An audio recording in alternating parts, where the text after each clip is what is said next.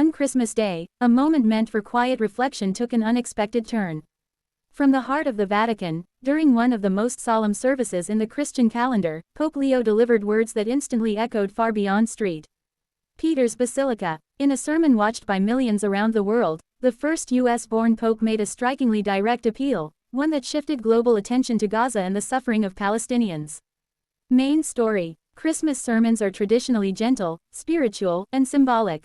But this year, Pope Leo chose clarity over comfort. Speaking calmly, yet with unmistakable gravity, he decried the conditions faced by Palestinians in Gaza, calling on the world not to look away.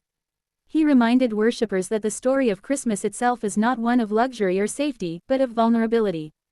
Jesus, he said, was born not in a palace, but in a stable, an image that shows how God pitched his fragile tent among ordinary people, amid hardship and uncertainty.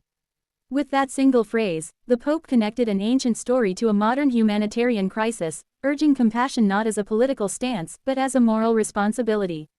Public and fan reactions. Almost instantly, social media lit up.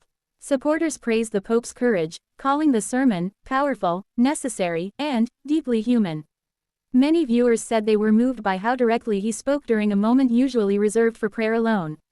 Others debated whether such words belonged in a Christmas service, but even critics admitted the message was impossible to ignore.